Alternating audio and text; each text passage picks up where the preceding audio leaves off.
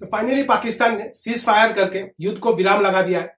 जिस तरह से वो 2 दिन से एग्रेसिव होकर अटैक कर रहा था भारत में, अब उसने आज दोपहर को 3 साढ़े 3 बजे सीज फायर का ऐलान कर दिया है। और मुझे पर्सनली दोस्तों बहुत दुखी हूं मैं पाकिस्तान के इस एक्शन से। मैं नहीं चाहता था कि ये युद्ध रुके। मैं चाहता था कि ये युद्ध चलता रहे और तब तक चलता रहे जब तक पाकिस्तान के 2 टुकड़े नहीं हो जाता। लेकिन अब क्या कर सकते हैं कि वो कहते हैं ना, एक कहावत है ना, जो गिदर की जब मौत आती है तो वो उल्टा ही भागता है। अब पाकिस्तान को भी शायद से उसको समझ में आ गया था कि अगर हम अब नहीं रुके तो भाई हम मर जाएंगे।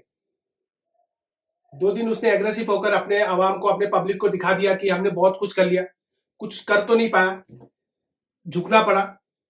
और जब जब पाकिस्तान और हिंदुस्तान का युद्ध हुआ है, हर बार पाकिस्तान हारा है। आज तक एक बार भी पाकिस्तान भारत से जीत नहीं पाया। तो अगर इस युद्ध का अगर मैं पूरा देखूं ना, एनालाइज करूं, तो मैं पर्सनली सच में बता रहा हूं, मैं बहुत दुखी हूं यार। सच में मैं भगवान को प्रार्थना कर रहा था कि भाई तू अंदर आ जा, अंदर घुस जा, मिलिट्री पावर दिखा, एयर पावर दिखा, जो भी तेरे पास ताकत है वो सारा लगा दे, वो सारा लगा दे भाई तू। लेकिन अब क्या कह सकते हैं यार।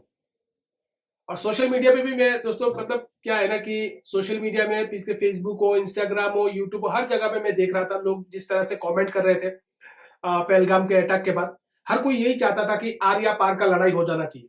इस बार का जो युद्ध लगा है, जिस तरह से प्राइम मिनिस्टर नरेंद्र मोदी ने अटैक किया है टेररिस्ट कैंप पर, नो टेररिस्ट कैंप पर, तो हर कोई यही चाहता था कि इस बार का जो युद्ध शुरू हुआ ना, इसको आर या पार में हो जाना चाहिए। कुछ भी हो, लेकिन एक ही बार में ये मामला खत्म हो जाना चाहिए। अब पाकिस्तान ने रोक दिया है सामने से। अब भाई देखिए, हमारा एक उसूल भी है, एक नियम भी है कि कोई अगर सामने से सीज फायर कर रहा है और कह रहा है कि हम लड़ना नहीं चाहते, तो हम तो उनके जैसे है नहीं ना, हमारे खून वैसा है नहीं। हम हिंदुस्तानियों के जो खून है ना, उनका ऐसा है नहीं। हमारे कुछ नियम होते हैं युद्ध के, कुछ धर्म होते हैं हमारे। तो हमने भी सोचा कि चलो ठीक है, रोक देते। अब उसने रोक दिया है तो हम क्या कर सकते हैं। लेकिन यहाँ पे नरेंद्र मोदी और उनके सरकार ने बहुत बड़ा वार्निंग भी दे दिया पाकिस्तान को कि अब से अगर कोई भी टेररिस्ट अटैक हुआ, एक या कोई भी कुछ भी छोटा मोटा कोई भी टेररिस्ट अटैक हुआ, तो इसको एक्ट ऑफ वॉर की तरह देखा जाएगा। यानी भारत इसको एक युद्ध की तरह मानेगा और पाकिस्तान को उसी के हिसाब से, एक वॉर के हिसाब से उसको जवाब दिया जाएगा। तो मुझे लगता है ये बहुत बड़ा स्टेप है भारत की तरफ से। और जो इंडस वाटर ट्रीटी है, मुझे लगता है भारत को ये खत्म नहीं करना चाहिए। कहीं ना कहीं पाकिस्तान को ये जो मोदी जी ने इसको रोका है ना, वो भारत के यूज के लिए लगाना चाहिए। क्योंकि 80% जो पानी है वो पाकिस्तान को मिलता था, 20% पानी हम लोगों को मिलता था। तो मुझे लगता है इसको नहीं रोकना चाहिए। और जो भारत के जरूरत की जितनी पानी चाहिए हमें, वो सब भारत पे यूज में लगाना चाहिए, उनको देना नहीं चाहिए। देखिए, यहाँ सबसे बड़ा पॉइंट एक मैं बताना चाहता हूं, आज पाकिस्तान बहुत कमजोर है, इसीलिए वो हट गया। लेकिन हम सब जानते हैं कि पाकिस्तान कैसा है, किस तरह का वो हरकत करता है। अगर आज पाकिस्तान थोड़ा सा भी ताकतवर होता ना, तो ये हिंदुस्तान को नहीं छोड़ता। वो तब तक लड़ता जब तक उसके पास दम होता। वो कमजोर है, बहुत कमजोर है, इसीलिए आज वो हट गया है। तो ये पाकिस्तान का हरकत है, ये हमेशा, मतलब आगे 10-50 साल 100 साल बाद पता नहीं क्या होगा, कैसे रहेगा। लेकिन आज अगर पाकिस्तान थोड़ा सा भी ताकतवर होता ना, तो ये नहीं छोड़ता, युद्ध को नहीं छोड़ता। तब तक नहीं छोड़ता जब तक इंडिया का बर्बादी नहीं देख लेता। लेकिन हमारे कुछ उसूल है, कुछ नियम है, जिनकी वजह से हम पीछे हट जाते हैं। और कहीं ना मुझे लगता है ये उसूल और धर्म की वजह से ना, हम भी कई बार मात खा लेते हैं। ये ताकत भी है हमारा और हमारी कमजोरी भी है। पुलवामा जैसे पहलगाम हुआ, जहाँ पे 26 हिंदुओं को जो उनके धर्म पूछकर मारा गया, पैंट उतार कर उनको मारा गया। उसके बाद में ना देश में एक आक्रोश बन गया था, देश में एक जुनून सा हो गया था पूरे, मतलब एक, क्या कहूं मैं, लोगों के खून खोल रहा था कि वो पाकिस्तान के अंदर घुस के जाके मारे। और फिर हमारे प्राइम मिनिस्टर में एक रैली में कहा भी है कि उनको इतना बड़ा जवाब मिलेगा कि उन्होंने अपने कल्पना से भी नहीं सोचा हो, और वो उन्होंने किया भी है। लेकिन मुझे लगता है एक चीज गलती कर लिया प्राइम मिनिस्टर ने, कि जब उन्होंने टेरर अटैक को, कैंप को अटैक किया है, और जब पाकिस्तान ने पिछले 2 दिन से जिस तरह से ड्रोन अटैक कर रहा था, रिटेलिएट कर रहा था, हमारे सिविलियंस को मार रहा था, एयर स्पेस को अटैक कर रहा था, अपने उसके पास हथियार, उन सब चीजों से, तो वहां पे देखिए ये एक वॉर की तरह चल रहा था। पाकिस्तान वॉर चला रहा था और हम टेरर को मार रहे थे। मुझे लगा वहां पे मोदी सरकार ने एक गलती कर ली कि उसको सामने से उनको भी जवाब बहुत ताकत से देना चाहिए था, ताकि वो एक ही बार में खत्म हो जाए। मेरा कहने का मतलब क्या है कि दोस्तों देखिए, पूरा हिंदुस्तान आज यही चाहता था कि एक ही बार में खत्म हो जाए। एक ही बार में खत्म होने का मतलब क्या है कि पाकिस्तान के 2 टुकड़े हो जाए। और जब तक ये नहीं होगा ना, तब तक ये टेररिस्ट खत्म नहीं होने वाला। क्योंकि देखिए, टेररिस्ट एक ऐसा चीज है ना, ये स्लीपर सेल्स की तरह है। जिस तरह आज भी देश में, हमारा देश देखिए बहुत बड़ा देश है, और स्लीपर सेल्स को खत्म करना इतना आसान नहीं है, और ना ही कभी कोई खत्म कर सकता है। और बिल्कुल उसी तरह टेररिस्ट भी है। टेररिस्ट को भी आप कभी खत्म नहीं कर पाओगे, चाहे आप कितना भी देख लो। ये आज से नहीं चल रहा है, पिछले 100 साल 200 साल से चल ही रहा है। तो टेररिस्ट को भी कोई खत्म नहीं कर पाएगा। आज देखिए, जो भी हुआ है, इतना बड़ा एक्शन हुआ है, पाकिस्तान को भी थोड़ा बहुत झटका लगा है। लेकिन क्या इससे अब सवाल उठता है कि क्या इससे पाकिस्तान सुधर जाएगा? मुझे तो नहीं लगता। हो सकता है अभी 1-2 साल 3 साल कुछ ना करे, फिर 3-4 साल 5 साल बाद फिर से वो अपने टेररिस्ट को भेजेगा, आतंकवादियों को भेजेगा कश्मीर में मारने के लिए, या फिर किसी आर्मी को अटैक करेगा, या फिर किसी सिविलियंस को अटैक करेगा। तो फिर से वही होगा। अब उस वक्त इंडिया क्या जवाब देगा, वो तो वक्त का बात है। लेकिन मुझे नहीं लगता कि ये बात सुधरने वाले है। और ऐसा मैं क्यों कह रहा हूं? देखिए, हर कोई, मुझे लगता है बहुत सारे लोग अगर मेरा ये वीडियो देख रहे हैं तो लोग यही कहेंगे कि भाई इफेक्ट तो होगा, हमारे भी होगा। देखिए, मुझे पता है कि हमको भी नुकसान होगा। एक जगह पे रिटेलिएट जब वॉर शुरू होता है तो एक साइड में नहीं होता है, दोनों साइड में होता है। लेकिन ये भी तो आपको समझना होगा कि नहीं, आप कब तक बर्दाश्त करोगे? कब तक बर्दाश्त करोगे? 2001 का पार्लियामेंट अटैक, 2008 का 26/11, फिर 2016 का अटैक, फिर 2019 का अटैक, और अब 2025 का। तो आप कब तक बर्दाश्त करोगे? क्योंकि हम बर्दाश्त कर करके ना थक चुके हैं, इतना बर्दाश्त कर चुके हैं कि जब पानी सर से ऊपर निकल जाता है ना, तो एक्शंस लेना बहुत जरूरी हो जाता है। और ये सिर्फ आपसे नहीं है, ये आप देख लो 1947 के बाद जब देश आजाद हुआ है ना, तब से लेके पाकिस्तान आज तक मतलब इंडिया के पीछे पड़ा हुआ है। मतलब वो कहते हैं ना, कुत्ते की दुम कभी सीधी नहीं होती है, और बिल्कुल वैसा है, पीछे ही पड़ा है इंडिया के। 71 देख लो, फिर 75 देख लो, 99 देख, मतलब लड़े ही आ रहा है, लड़े ही जा रहा है, लड़े ही जा रहा है, जीत तो नहीं पा रहा है। पहले युद्ध किया 2000, आप देखोगे 47 से लेके 2000 तक उसने युद्ध किया। उसके बाद 2000 से लेके 2025 तक उसने टेररिस्ट अटैक किए। युद्ध, उसको समझ में आ गया कि भाई हम युद्ध से नहीं जीत सकते, अब हमें टेररिस्ट अटैक करना पड़ेगा। और जो मैं आपको बता रहा हूं ना, आपको मैं फैक्ट्स के साथ बताता हूं। आप देखो, फैक्ट्स के साथ आपको बताता हूं कि किस तरह से उसने अटैक किया भारत में, और कैसे भारत के लोग कब कब कितने लोग मरे, ये भी मैं आपको बता रहा हूं। और ये मैं आपको बता रहा हूं, बड़े बड़े जो अटैक्स है वो मैं आपको बता रहा हूं। 2001 में उसने पार्लियामेंट अटैक किया, जहां पे 14 लोग मारे गए। ठीक है, ये तो एक हुआ। उसके बाद 2005 में बॉम्ब ब्लास्ट, 2006 में फिर से मुंबई ट्रेन बॉम्बिंग। ठीक है, मुंबई पे ट्रेन अटैक, बॉम्ब अटैक हुआ। 2008 में अहमदाबाद में बॉम्ब अटैक हुआ। 2008 में फिर से मुंबई अटैक हुआ, 26/11। आज भी हम लोग उस चीज को याद करते हैं, जो कसाब ने जिस तरह से लोगों को ताबड़तोड़ गोली करके मारा था, आज भी हम उस चीज को याद करते हैं। और मुंबई के जिन जिन लोगों ने वो नजारा देखा होगा अपनी आंखों से ना, आज भी वो जब कहानी बताते हैं ना, तो रोंगटे खड़े हो जाते हो। वो इतना डरावना था, बिल्कुल 9/11 की तरह, जब उसामा बिन लादेन ने अमेरिका में हमला किया था। अब देखिए, उस जब मुंबई अटैक हुआ था, वहां पे 175 लोग मारे गए थे, और 300 लोग इंजरी हुए थे। अब देखिए, ये तो गवर्नमेंट्स का रिकॉर्ड है, ये सब गवर्नमेंट्स का रिकॉर्ड है, उससे कहीं ज्यादा हुआ है। ठीक है, उसके बाद फिर से 2011 में बॉम्ब से अटैक किया गया मुंबई पे।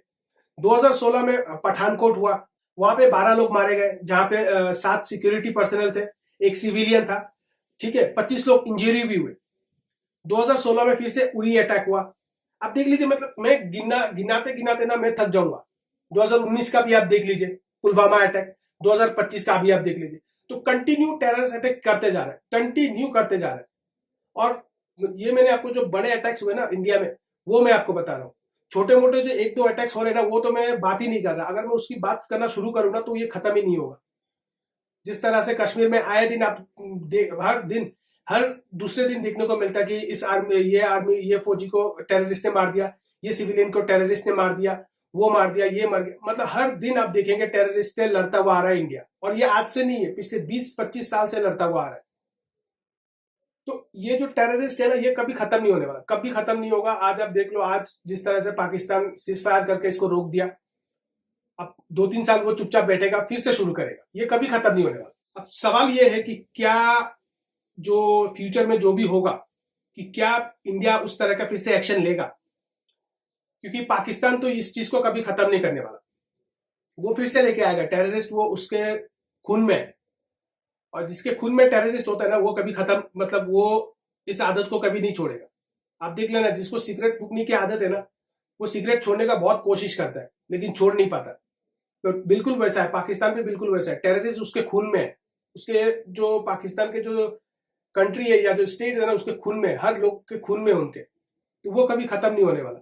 अच्छा, आज का युद्ध जो रुका है ना, वो भी कई लोग कह रहे हैं कि अमेरिका ने इंटरफेयर किया है, या जो आईएमएफ का भी रूल से भारत को रुकने में डोनाल्ड ट्रम्प ने बहुत बड़ा रोल था उनका।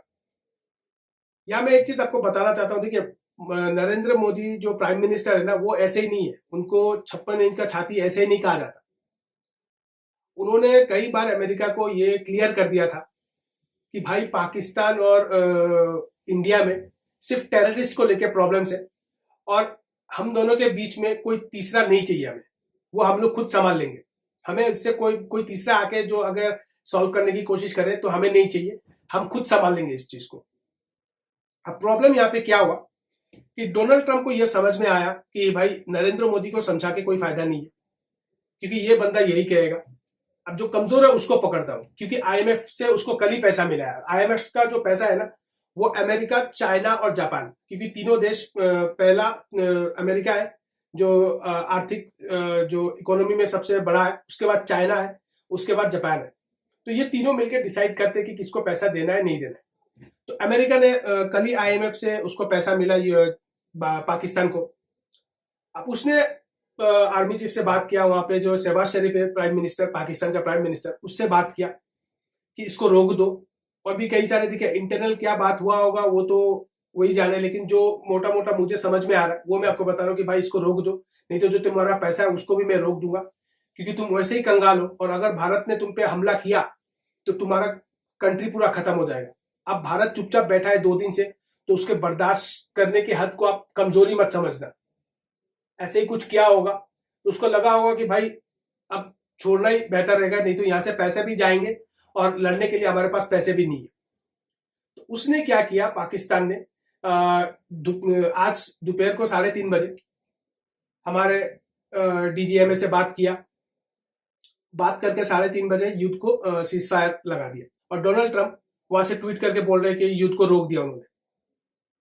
देखिए, डोनाल्ड ट्रंप के बात को ना कोई सीरियसली आजकल लेता भी नहीं है। हाँ ठीक है, वो प्रेसिडेंट है अमेरिका के, इतना बड़ा कंट्री है, इतना बड़ा इकोनॉमी है, लेकिन उनके जो चाल चलन है, उनके जो हरकत है ना, कोई उनको सीरियसली लेता भी नहीं है। उनके बात का उतना वैल्यू है नहीं आज के दिन में। एक प्रेसिडेंट्स को जिस तरह से आप इतने बड़े पूरे वर्ल्ड में आप सबसे बड़े हो, और जब आप इस तरह के एक्शंस होते हैं ना, तो फिर कोई आपको सीरियसली लेता नहीं है। अब देखिए 12 तारीख को फिर से मीटिंग होगा, 2 दिन के लिए इंडिया ने इसको होल्ड पे रखा है, और 12 तारीख को मीटिंग होगा। तब पता चलेगा कि इंडिया के पाकिस्तान किस तरह का एक्शंस लेगा, क्या भारत उसके सामने क्या कंडीशन रखेगा, वो तो 12 तारीख को पता चलेगा। लेकिन जो समझ में आया, जिस तरह से एस जयशंकर ने वहां पे ट्वीट भी किया है, जब सीज फायर हुआ उसके एक डेढ़ घंटे बाद एस जयशंकर ने ट्वीट करके बताया कि टेररिस्ट के खिलाफ हम लड़ते रहेंगे, और तब तक लड़ते रहेंगे जब तक ये खत्म नहीं होगा, और इसमें कोई कॉम्प्रोमाइज नहीं होगा। अब ये पाकिस्तान के ऊपर है कि पाकिस्तान इसको कैसे रोके, और पाकिस्तान को नरेंद्र मोदी जी ने या उनके सरकार ने या फिर जो पूरे जो इंडिया ने पूरा एक मैसेज भेज दिया कि टेररिस्ट को जब तक नहीं रुकोगे हम नहीं रुकेंगे, और आइंदा से अगर तुम हमारे देश में अटैक करोगे, अगर टेररिस्ट आया तो हम इसे एज ए वॉर मानेंगे, और हम जिस तरह से वॉर का जिस तरह से बिहेव होता है, जिस तरह से एक लड़ाई लड़ी जाती है, उसी तरह से हम भी अटैक करेंगे। इस बार हम ठीक है टेररिस्ट कैंप पे अटैक कर दिया, छोड़ दिया, लेकिन आइंदा से ऐसा नहीं होगा। नेक्स्ट टाइम से हम सीधे वॉर करेंगे, और जब वॉर होगा तो फिर आपके 2 टुकड़े होना तय है, और ये टुकड़ा होना ही था। मुझे सच में बता रहा हूँ, मतलब बहुत दुखी हूँ यार, सीरियसली बहुत दुखी हूँ, और भारत के कई सारे लोग भी बहुत दुखी होंगे। वो चाहते थे कि भाई युद्ध हो, युद्ध खत्म ना हो, ताकि इसके 2 टुकड़े हो जाए। अब आप लोग मुझे कमेंट करके बताइए कि आप लोगों को क्या लगता है, क्या ये युद्ध रुक जाना चाहिए था, क्या, या फिर भारत को पाकिस्तान को 2 टुकड़ों में बांट देना चाहिए था? क्योंकि आज भारत के पास बहुत बड़ा एक आप कह सकते हो एडवांटेजेस था, पूरा वर्ल्ड आपके साथ था। यहाँ तक कि बलूचिस्तान उस पाकिस्तान को अटैक कर रहा है, अफगानिस्तान भी वहां पे बॉर्डर पे पाकिस्तान को मार रहा है। तो आपके पास बहुत बड़ा एक एडवांटेज था आज के दिन में। जिस तरह से हम 1971 को आज एनालाइज करके देख रहे हैं कि भारत ने बहुत बड़ा गलती किया है पाकिस्तान के 90,000 सैनिकों को छोड़ के, तब वहां पे इंदिरा गांधी जी को एक कुछ करना चाहिए था, कुछ ऐसे डील्स करने चाहिए थे पाकिस्तान के साथ ताकि इस तरह से हरकत ना हो। लेकिन क्या आज जिस तरह से ये सिचुएशंस है और जिस तरह से भारत के पास इतना बड़ा अपॉर्चुनिटीज था कुछ करने का, पाकिस्तान को कुछ झुकाने का, क्या आने वाले 50 साल 100 साल बाद जब पाकिस्तान हो सकता है कि आने वाले 50 साल बाद वो कुछ थोड़ा बहुत आपसे शक्तिशाली भी हो जाए, ना भी हो भी सकता है हो जाए, तब वो हो सकता है फिर से आपसे अटैक करे। तब हो सकता है कि जो हमारे नेक्स्ट जनरेशन आएंगे तो हो सकता है उस वक्त नरेंद्र मोदी जी से ये सवाल पूछे कि उन्होंने ऐसा गलती क्यों किया। देखिए, ये मैं अपना पॉइंट ऑफ व्यू बता रहा हूं क्योंकि आज आपके पास बहुत बड़ा एडवांटेज था, बहुत बड़ा रोल था। आने वाले कल में क्या होगा कि कोई नहीं जानता। आज पाकिस्तान बहुत कमजोर है, कल को वो ताकतवर हो जाएगा तो फिर आपको नहीं छोड़ेगा। ये पाकिस्तान ऐसा इंसान है ना, ये कल को अगर थोड़ा सा भी ताकतवर हो गया ना आपसे, आपके बराबर भी ना हो, आपसे कम भी हो गया ना, मतलब आप 100% हो, अगर वो 70% भी आ गया ना, फिर वो लड़ना शुरू कर देगा आपसे और वो तब तक नहीं छोड़ेगा जब तक आपको खत्म नहीं करेगा। अब 50 साल बाद अगर ये ताकतवर हो गया और फिर एक युद्ध लग गया तो इंडिया में बहुत बड़ा युद्ध लग भी सकता है, नहीं भी हो सकता है। मतलब फ्यूचर में जो भी होगा वो तो क्या होगा अभी नहीं बता सकता, लेकिन एज अ जो पास्ट को देख के अभी जो फ्यूचर को एनालाइज कर रहे हैं ना, ज्यादातर लोग इसी तरह का एनालिसिस कर रहे हैं। अब आप लोगों को क्या लगता है, क्या ये सही डिसीजन था? पाकिस्तान को 2 टुकड़ों में बांट देने का बाद ही पाकिस्तान इस तरह के जो टेरर अटैक करता था, आप कर पाता था? तो कई तरह के सवाल है जो भारत सोच रहा है, भारत के लोग सोच रहे हैं। और देखिए, कहीं ना कहीं मुझे लगता है ना कि हर कोई मुझे कह रहा होगा कि भाई युद्ध से तो दोनों तरफ इफेक्ट होगा, ये होगा, बहुत सारे लोग जाने भी जाएंगे, सेफ साइड में बैठे हो, ये हो। देखिए, जाना तो सबके ही जाएंगे, जाने जो जाएंगे ना, जो लोग बॉर्डर साइड में उनके भी जाएंगे, और जिसके जाएगा ना मतलब वही समझ पाता है। लेकिन आप ये भी तो समझ के देखो ना कि कब तक आप बर्दाश्त कर रहे हो, कब तक आप बर्दाश्त करोगे? 2001 से लेके 2025 तक कंटिन्यू हर दिन मतलब लोगों के जाने जा ही रहा है। कभी 20 लोग, कभी 30 लोग, कभी 50 लोग, कभी 100 लोग। तो अब कब तक बर्दाश्त करोगे भाई? बर्दाश्त करने की एक हद होती है। अब देखिए 12 तारीख को क्या होता है, किस तरह से ये डील होती है, क्या भारत पाकिस्तान को क्या वार्निंग देता है, वो तो 12 तारीख को पता चलेगा। आप लोगों को क्या लगता है कि क्या ये युद्ध रुक जाना चाहिए था या फिर पाकिस्तान को 2 टुकड़ों में बांटकर ही भारत को दम लेना चाहिए था? आप मुझे कमेंट करके बताइए।